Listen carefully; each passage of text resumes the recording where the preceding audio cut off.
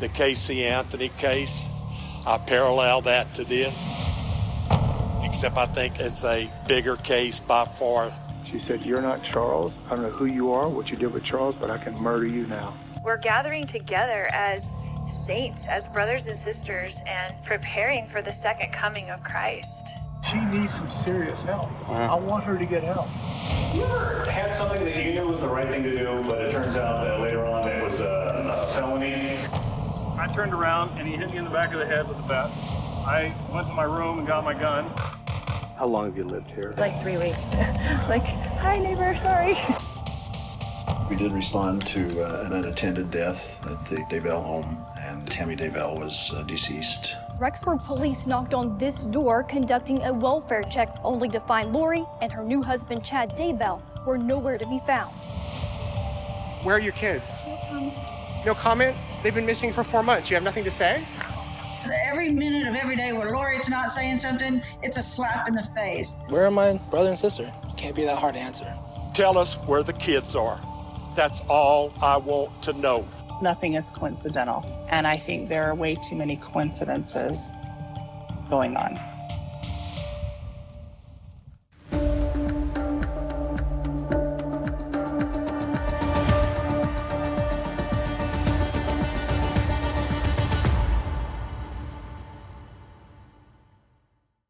Welcome to the Doomsday Couple, a Court TV special. I'm Court TV anchor Ted Rowlands.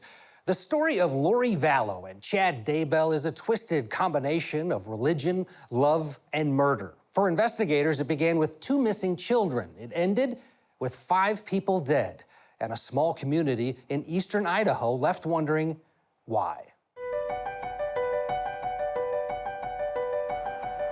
Rexburg, Idaho, surrounded by the Teton and Sawtooth Mountains, sits 90 minutes from the western entrance of Yellowstone National Park.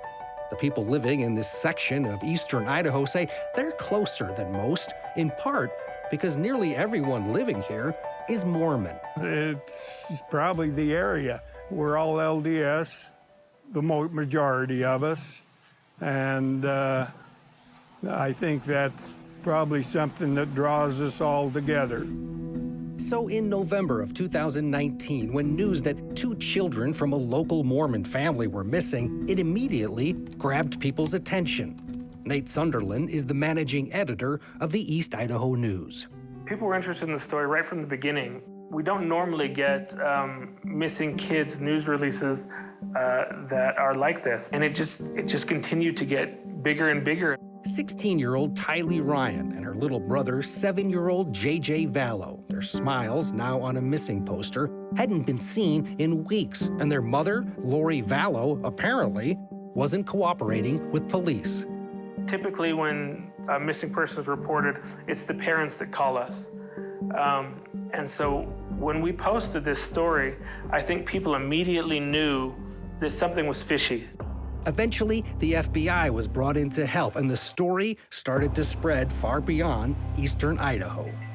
As the investigation continues into the disappearance of her 2 younger children. Along with the FBI, Rexburg police have asked multiple other agencies throughout the U.S. to join in on the investigation. The story of the missing children, JJ and Tylee, didn't just stay in the local East Idaho news. It took off around the nation. And the kicker was that their mother, beautiful blonde Lori Vallow, is seemingly unconcerned. JJ's grandparents, Larry and Kay Woodcock, were the first to sound the alarm. The Woodcocks had a special relationship with JJ. JJ was in neonatal ICU, NICU, because he was born 2 pounds and 14 ounces, and he was 10 weeks premature. He was our baby from, just instant fall in love. That's what you do with grandkids. You just fall in love immediately. JJ was adopted by Charles and Lori Vallow when he was 1. But before that, he lived with his grandparents, Kay and Larry. He's autistic, so there's, they have issues. Charles and Lori got him and had him in the special schools. His intelligence level was unbelievable. Even after they were adopted, the grandparents kept a very close connection with JJ. They Skyped all the time. Charles Vallow died in July of 2019. After he passed, the Woodcocks and Lori had a falling out. But Larry and Kay still desperately wanted to see or at least talk to JJ. But Lori had essentially cut off communication. I was emailing her and begging her, please, we will fly to Arizona, we will fly to wherever you are, give us an hour with him. The fallout between Lori and the Woodcocks was partially over money, $1 million. Before Charles Vallow died, he switched the beneficiary to his life insurance policy from Lori to his sister Kay. I didn't ask for that. He did it because he knew we were going to end up with JJ. Yeah. Or so he thought. The Woodcocks haven't heard from JJ Vallow for weeks, for months. They get concerned. They're used to hearing from this 7-year-old on FaceTime and videos and phone calls. They're trying to call him. They aren't getting through. Their concern eventually grows to the point that they contact the Chandler, Arizona Police Department. That call from Larry and Kay Woodcock would set off what would become a months-long search for JJ and his sister Tylee. Police tracked down the children's mother, Lori, in Rexburg, Idaho, where she'd been living for nearly 3 months. There was no sign of JJ or Tylee, but Lori wasn't living alone. Her brother, Alex, had also moved to Rexburg at the same time and was renting a unit in the same complex. And in the apartment next door to Lori, her niece, Melanie Boudreau, who had come to Rexburg along with Alex and Lori, leaving her children behind in Arizona. Lori, I'm Lieutenant Ball, Police Department. How are you? You got a minute? This is a recording of the first and only interaction between Lori and police, talking about the whereabouts of her children. You alone, or does that help? My brother's here. So JJ would be where? He's in Arizona. Who's he with in Arizona? He's with one of my friends in Arizona. Lori would tell police that JJ was with a woman named Melanie Gibb, and his sister Tylee was off at college. Then she started to ramble. It is very weird. I've had to move around a lot. One of my brothers is trying to kill me. Not the brother that lives here, obviously. He's kind of my protector. She even brought up Kay Woodcock and the $1 million. What happened was my husband, who we were married for 15 years and had raised all these 5 kids together, switched his life insurance policy to her, right? To his sister, who got $1 million when he died. And we got nothing for me to raise JJ, and all the kids got nothing, and everybody got nothing. That day, police also had a strange interaction with Lori's new husband, Chad Daybell, who at first claimed he didn't know Lori's phone number. It was obvious that something was wrong. So the next day, police returned with a search warrant, but Lori and her new husband, Chad, were gone. There was food in the refrigerator, food in the pantry. Everything had been taken off the hangers, and there was no clothes in the dresser drawers. When they return to the home, she's nowhere to be found. Her friends, her family don't know where Lori Vallow is. Coming up, Lori tracked down in Hawaii. Where are your kids? No comment. No comment? They've been missing for 4 months. You have nothing to say? Plus, Lori's new husband, Chad Daybell. Living on the edge of heaven, where I tell more about my 2 near-death experiences and how that prompted me to write my novels. And frustration grows. But tell us where the kids are. When the Doomsday Couple, a Court TV special, returns.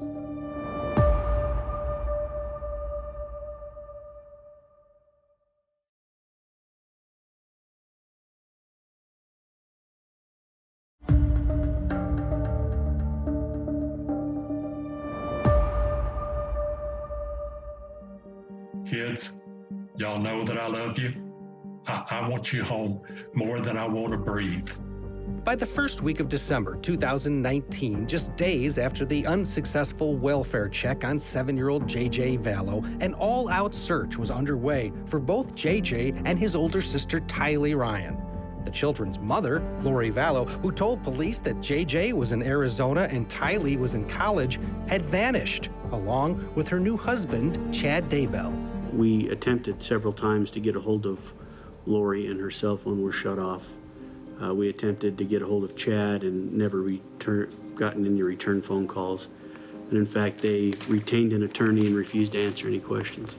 Investigators quickly determined that Tylee was never enrolled in college, and Lori's Arizona friend, Melanie Gibb, who originally lied to police, she confessed, saying she never had JJ. She was only covering for her friend Lori. She told me that the police had been there asking for JJ, and that she told the police that I had JJ, that I was at a movie called Frozen. Weeks would go by with no significant leads, and by early January, concern for the children's safety was growing. Larry and Kay Woodcock, JJ's grandparents, were doing everything they could to keep the story alive. Please, for God's sake, please step up. These are beautiful young children. We want them back. This is Colby Ryan, Lori Vallow's oldest son and Tylee Ryan's half-brother. Unable to get a hold of his mother, he posted an emotional plea to Lori on YouTube. I'm your son. I would never want anything to happen to you, and I would never want anything to happen to Tylee and JJ ever. I know you know the right thing to do is, and I know that you have a good heart, so I know that it's time to do the right thing. Lori Vallow is on her 5th marriage. Her 3rd marriage to Joseph Ryan, Tylee's father, ended in 2004. Joseph Ryan died in 2018 of an apparent heart attack. Lori's 4th husband, Charles Vallow, was a stabilizing force. Married for 15 years, Lori and Charles adopted JJ together and helped raise Tylee and Colby. Kay Woodcock is Charles Vallow's sister. So it was just a family unit, and we were part of the unit, and we loved each other. If somebody 2 years ago would have said, this is what's going to happen with Lori, I would have never believed it. Kay would have never believed it.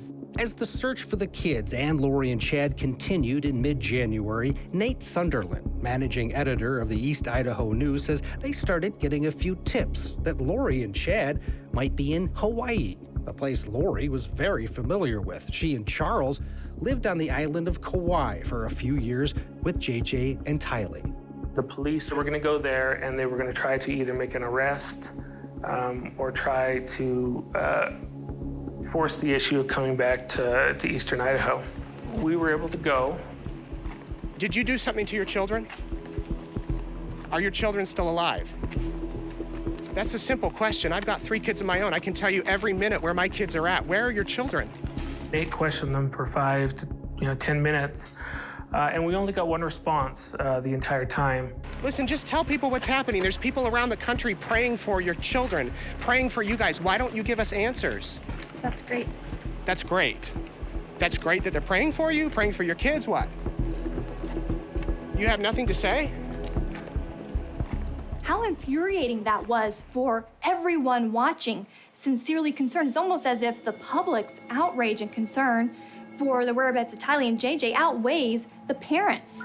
With Lori and Chad now located in Hawaii, prosecutors back in Idaho came up with a plan to bring Lori back by filing a child protection order.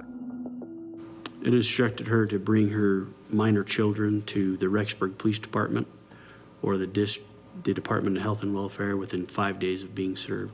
A few weeks later, with still no sign of Tylee and JJ, Lori Vallow was taken into custody by Hawaiian police. She was transported here to the Kauai Police Department headquarters and booked into our cell block, where she stayed until she got taken to her court appearance earlier this morning. First of all, Ms. Vallow, do you understand that a demand has been made for your surrender by the state of Idaho?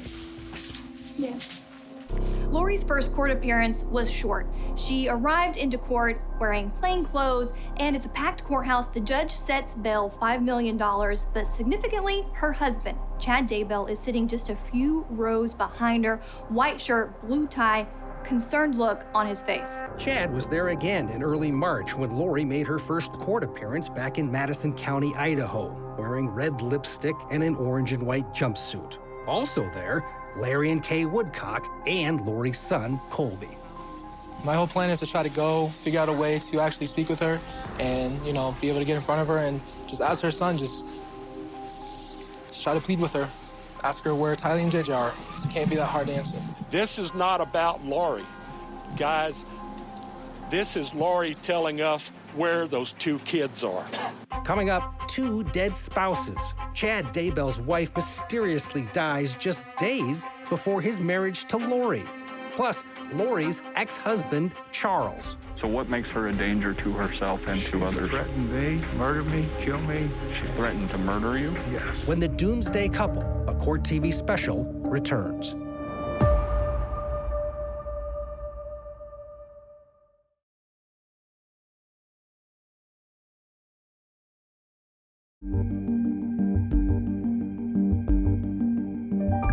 In March 2020, Lori Vallow was back in Rexburg, Idaho.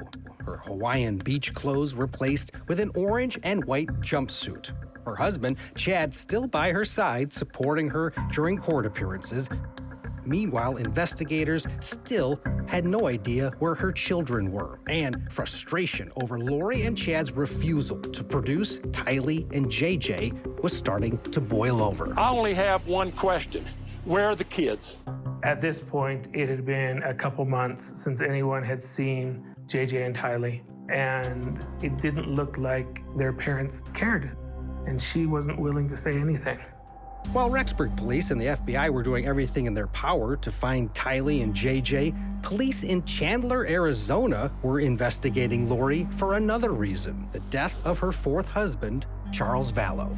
I got in a fight with my brother-in-law and I shot him in self-defense. And is he hurt or is he alive or? Yeah, there's blood. He's not moving. That's Lori's brother, Alex Cox, calling 911 in July of 2019, saying he had just shot and killed his brother-in-law, Charles Vallow. You know, no weapons? No weapons on me. All right, come on out this way. When police arrive, they find Alex by himself at Lori's newly rented home. I'm gonna have you have a seat right here on the curb. Inside is Lori Vallow's fourth husband, Charles, dead on the living room floor. What happened today? How did it get to this?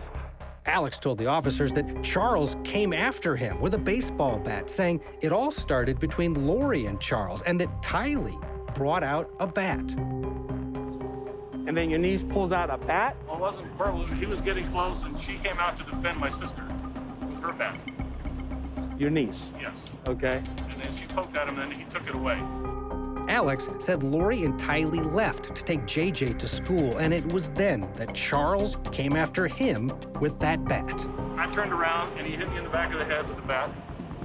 So I went to my room and got my gun. So you went to your room, meaning the room you're staying in? Yeah. Okay, and you brought a gun with you? Yes. Do you always bring a gun? I have a concealed carry always. Then Lori and Tylee show up. All right, so are you? Okay, just stand over there for just a second, guys. And then I told him to put the bat down, and he wouldn't, and he came at me again. And the wife just showed up as well. And I said, I want you to put that bat down, and he wouldn't do it. And he's like, and he came at me with the bat again after he'd already hit me in the head, so I shot him to stop him. He's sitting on the sidewalk. Police come up, ask him what happens, and he just sort of in a nonchalant way describes, oh, my brother-in-law hit me in the back of the head with a baseball bat, and I shot him in self-defense. Really unemotional, cool as a cucumber. Then it was Lori's turn to talk to the police. We just moved in here. Gotcha. How long have you guys lived here? I'm sorry? How long have you lived here? Like 3 weeks. Oh, geez. Yeah, okay. And that's why the neighbors don't know us. Gotcha. Like, hi, neighbor, sorry. The story of what happened to Charles and Alex and Lori's demeanor was suspicious. An investigation was immediately launched. Larry and Kay Woodcock didn't believe it for a second. That was the most bull story that I have ever heard in my life. That was a setup, a absolute setup murder for hire. Remember, Kay is Charles Vallow's sister. She knew that Charles and Lori were having problems. Charles had recently made Kay the beneficiary to his $1 billion life insurance policy, which Lori was about to find out. She ran across, I imagine she was searching for the change of beneficiary form in Charles's file she had in Arizona. and she took a picture of it, and she said, 5 kids and no money, and his sister gets everything. That was the last interaction with Lori. Yeah, last communication. Lori's ex-husband's death wasn't the only one being investigated. In Utah, the death of Chad Daybell's wife, Tammy, was also raising suspicion. Suddenly, Tammy Dabell, Chad's first wife, passes away in her sleep. Now, this is a 49-year-old woman. She's an avid runner, and according to her friends and family, was in good health, seemed to be in good spirits around the time of her death, which really raised a lot of eyebrows. Chad and Tammy Daybell were married for 28 years before Tammy's death. They had 5 children. They lived out in little old Salem. He held religious positions in the LDS ward. They were kind of the quintessential Latter-day Saint couple. Together, Chad and Tammy started a book publishing company. Chad was a prolific writer, authoring more than 30 books, most of them about his past visions and the end of times. Like-minded authors like Chad and Tammy's friend Julie Rowe used the Daybell's publishing company for their books. After Tammy's death, something Chad told Julie about a vision that his wife would die now seemed suspicious. I did ask him, Chad, do you still see Tammy dying? And he said, yes, I do. Also suspicious, Chad declined to have an autopsy performed on his wife, and there was his behavior at Tammy's funeral. He recited many things that were not asked for, and concerning the details of her death. He told us what happened to her that morning. He told us that she had since been to visit him and is helping him set affairs in order, giving him direction on how to handle certain children and their future, and even where they should live, what schools they should go to. He told us all this in just the space of 2 minutes. At their funeral, he didn't stay there very long. He was upbeat. He was talking to members of the family like nothing was wrong. It didn't seem like it didn't seem like it mattered all that much. Most disturbing, however, just 10 days after Tammy's death, Chad was on a beach in Hawaii marrying his new wife, Lori. Coming up, Lori and Chad. I think she did a bit of chasing. She was like a Chad groupie. And I think he liked that attention. And the dark turn of Chad and Lori's religious predictions. Says, I'm Nick Snyder. I've taken over Charles's body. And Charles will be killed. I'm going to kill you. You're going to be murdered today or tomorrow. When the Doomsday Couple, a Court TV special, continues.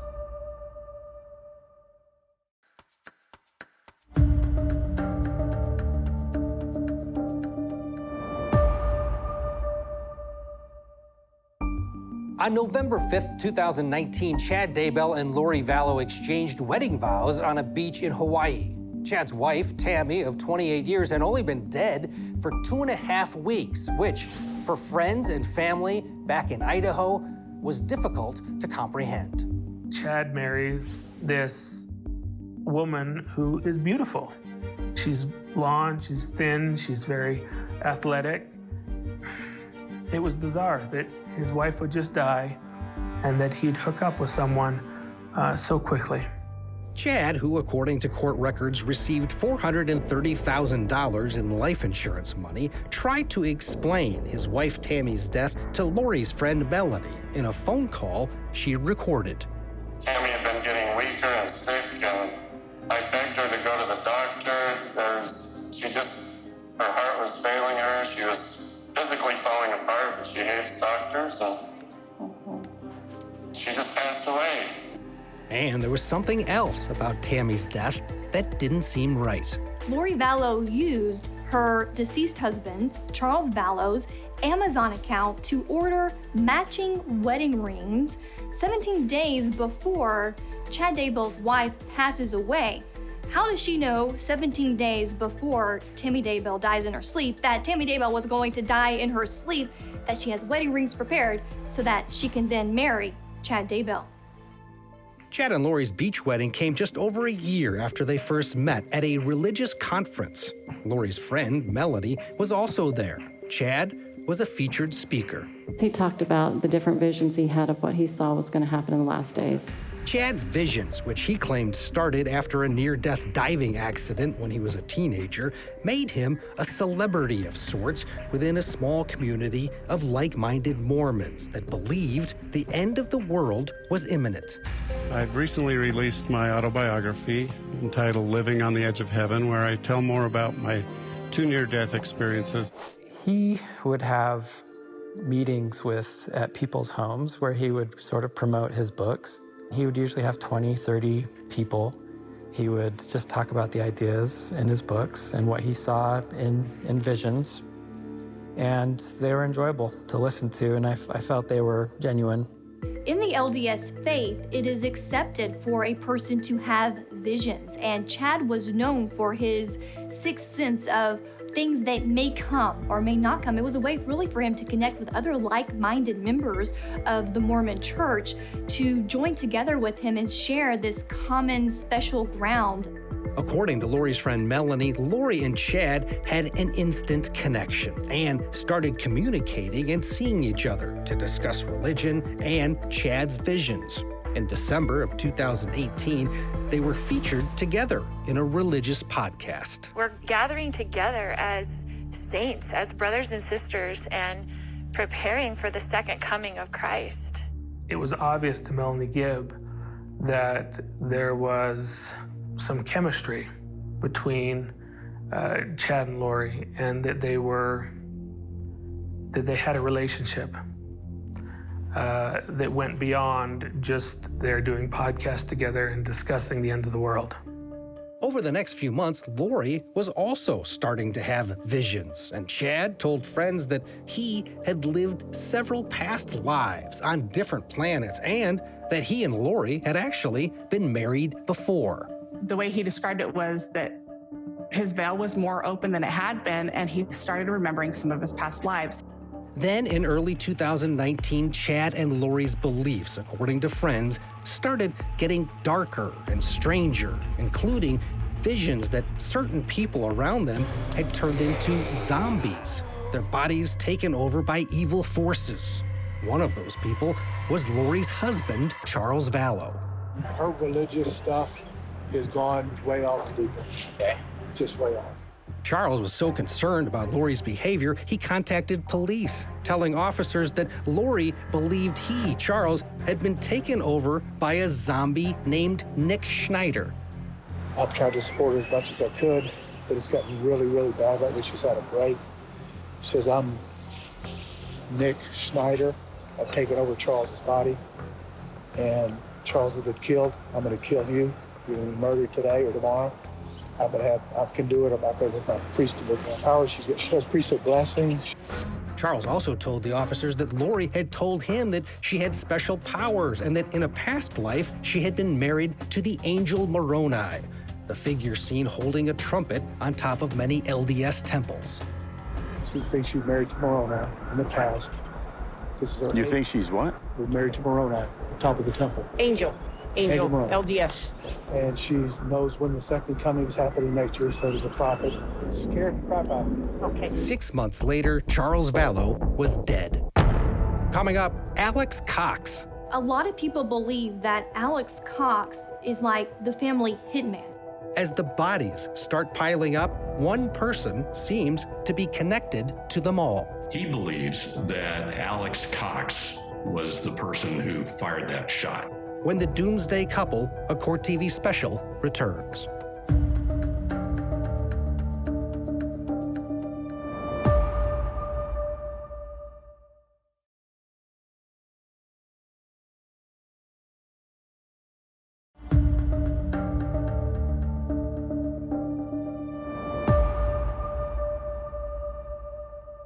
By early March 2020, Tylee and JJ had been missing for nearly 6 months. Lori was in jail. Chad was back in his family home in eastern Idaho. Neither one were talking. Investigators released these photos showing Tylee, JJ, Lori, and Lori's brother Alex Cox. The images were taken on September 8th at Yellowstone National Park. They were the last evidence of Tylee alive. The FBI was now asking for anyone who was at the park that same day to check their photos and send them to investigators. This message from the FBI that, they wanted more information for the public, it was very evident that there was a lot of information about this case that maybe they couldn't quite piece together. What investigators did know was the last day both Tylee and JJ were last seen. And on both days, Lori's brother, Alex Cox, was there. He's there in the Yellowstone photos on September 8th, and he was also there the last time JJ was seen on September 22nd.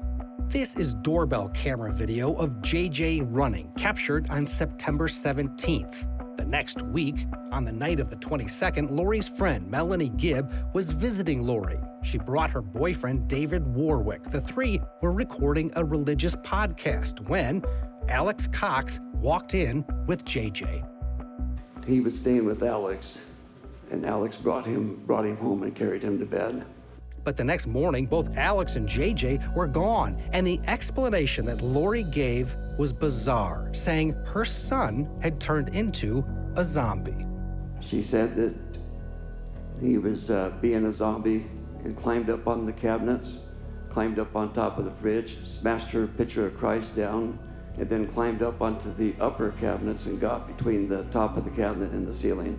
I asked to see him, and she just said that he was out of control, so she had Alex come and get him. Remember, it was Alex Cox that killed Lori's fourth husband, Charles Vallow, claiming it was self-defense. He came at me, and I shot him to stop him. There was another incident possibly connected to Alex Cox in early October of 2019. Melanie Boudreau, Lori's niece, who moved to Rexburg at the same time as Lori and Alex, her soon-to-be ex-husband Brandon says somebody tried to kill him. 911, where's your emergency? Someone just shot my window. Someone shot at your vehicle? Yeah, and it hit my window, it shattered my driver's side window.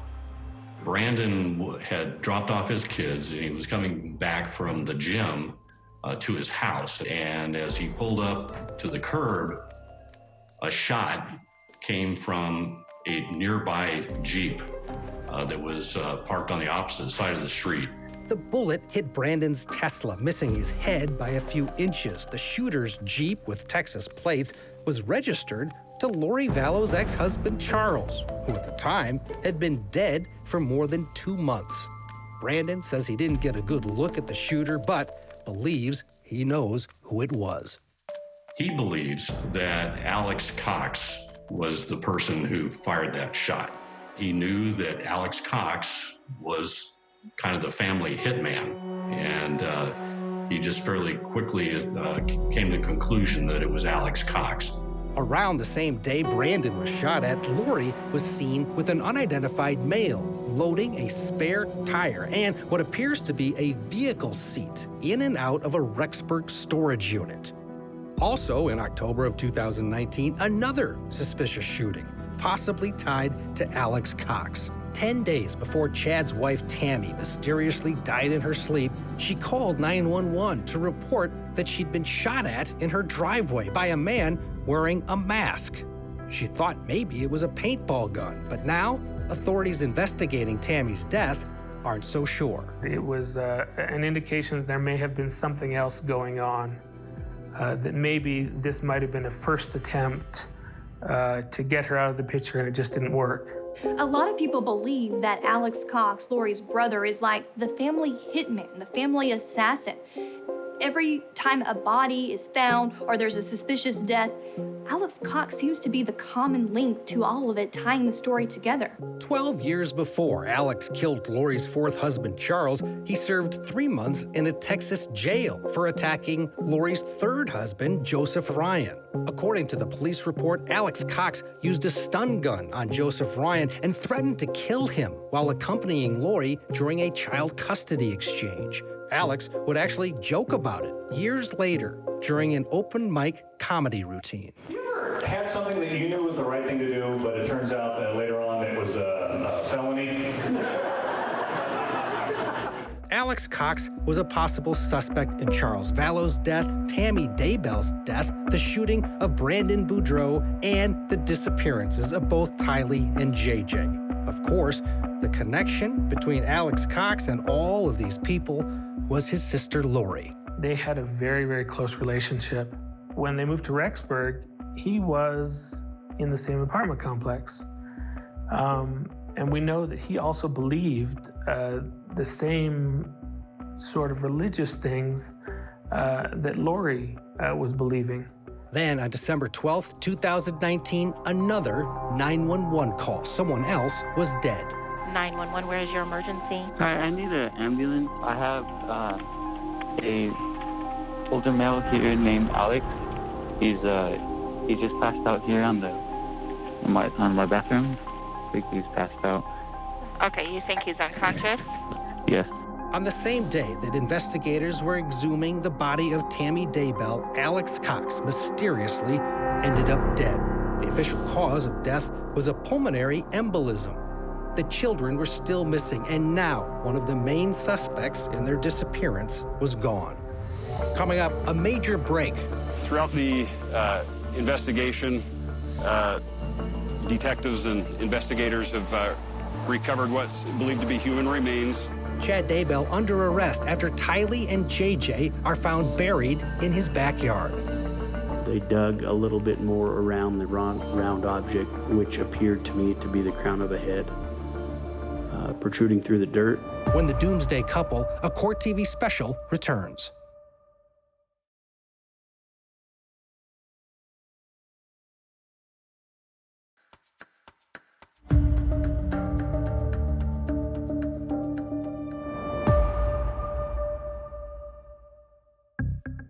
As spring turned to the summer of 2020 in Rexburg, Idaho, there was still no sign of the missing children, Tylee Ryan and JJ Vallow. It had been 8 months since they'd last been seen. Their mother, Lori Vallow, had been in jail since February, and her new husband, Chad Daybell, was not cooperating with police. The couple's bizarre religious beliefs included the thought that the end of the world was coming very soon, within weeks. People had two ideas. They thought either the children are gone and they're dead, or they thought that these guys are just crazy preppers and there's a bunker somewhere where these kids are being kept by friends or family. Friends say Chad and Lori believed that not only was the end of the world coming, but when it happened in July 2020, they would be leading the 144,000 chosen ones mentioned in the Bible. So the book of Revelation has a chapter in which it talks about how when Jesus comes back to the earth, or in anticipation of that, then there will be 12,000 elders or members from each of the 12 tribes of Israel. And so when you do 12 times 12,000, that's how you get to 144,000. Chad and Lori also believed that evil spirits had taken over the bodies of people around them, calling them zombies. Lori even told her friend Melanie Gibb that her own children, JJ and Tylee, were zombies. According to Melanie, Tylee had overheard her mother talking about it on the phone. What's most sad about the situation is that Tylee heard the conversation. She knew that her mother had thought that she was turning into a zombie, and she actually said, "No, Mom, I'm not a zombie, it's not me." That was probably one of the most heartbreaking pieces of evidence, to realize that the 16-year-old girl who has been living this life with her mother, she knows what a zombie is. She knows what it means to be overtaken by a dark spirit. She knows what her mom believes, what Chad believes, and what that may mean for her. Then, on June 9th, almost 9 months to the day after Tylee was last seen, Rexburg police and the FBI served a search warrant on Chad Daybell's home. They'd searched the property before during the winter when the ground was frozen. Now they were back, interested specifically in the backyard. I observed the evidence response recovery team and also cadaver dogs working the entire backyard. So they worked the pond area, and then they had marked off other areas inside the backyard. Something stood out in the pond area on the north side of the property. Fresh sod on top of several rocks. Beneath the rocks, some paneling. As soon as they removed the paneling, I could smell the odor of a decomposing body. It was JJ. The 7-year-old's body was buried in Chad Daybell's backyard. wrapped in plastic and duct tape.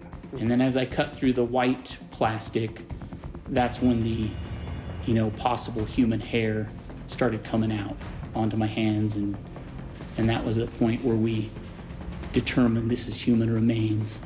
Then they started digging in a pet cemetery, which Chad had talked about in this suspicious text conversation with his late wife, Tammy, on September 9th, the day after Tylee was last seen alive. "I've had an interesting morning," says Chad to Tammy. "I felt I should burn all the limb debris by the fire pit before it got too soaked by the coming storm. While I did so, I spotted a big raccoon along the fence. I hurried and got my gun, and he was still walking along. I got close enough that one shot did the trick. He is now in our pet cemetery. Fun times." When investigators dug up the pet cemetery, they found Tylee, dismembered and burned. They had already dug down and located what would appear to be a mass of burnt flesh and charred bone. Earlier that morning, before the remains were located, Chad Daybell was watching the evidence response team in his backyard when he received a call from the Madison County Jail. His wife, Lori, was calling to say hello. Are you okay? So they're searching the property. The house right now? Yeah. What, are they in the house? No, they're out in the property. Are they seizing stuff again? They're searching. What an explosive phone call. Not a lot is said and not a lot can be understood in the conversation, but what is explosive is how they're talking. You can hear the concern in Chad's voice. You can tell that he's nervous. I love you so much. Okay, I love you. Should I try to call you later? I don't know. You can try, yeah. After the phone call from Lori, Chad decided to take off. He was picked up and arrested by investigators immediately after they found the first set of remains. Shortly after the remains were discovered, Chad Daybell was taken into custody. The community in eastern Idaho that had feared the worst but held out hope that the children would be found safe was heartbroken. It's crazy to see what's actually happened and what's, kind of came out of this. And it's just so devastating, especially to the family. Just hours after the FBI and the police released the crime scene, the Daybell property, back to the family, you could start to see spectators, community members driving up and leaving flowers, teddy bears, notes, cards. And as the hours went by, as the days and weeks went by, this memorial with photos grew almost the length of the fence line down the Daybell property.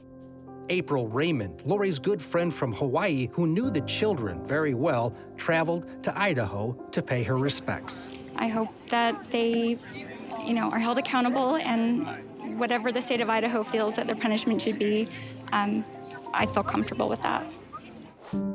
4 people that were in our family are dead. There comes a point where you got to wake up and realize there's some either mental illness there, some evil influences there. At some point, you're going to have to come to that realization that you can't live in this pretended bubble that you believe in anymore. It's got to pop eventually, because you're not going to come out of jail. You're going to be there for the rest of your life. For Lori and Chad, their doomsday prediction of a July end of the world has come and gone. They remain in jail awaiting trial. Their story of love, religion, and death has so many unanswered questions. Among them, why did so many people, including 2 innocent children, have to die? We may learn some answers as to why so many people had to die and who is responsible in early 2021, when Chad and Lori are scheduled to go on trial. We will be there to watch it all unfold here on Court TV. I'm Ted Rollins. Thanks for watching.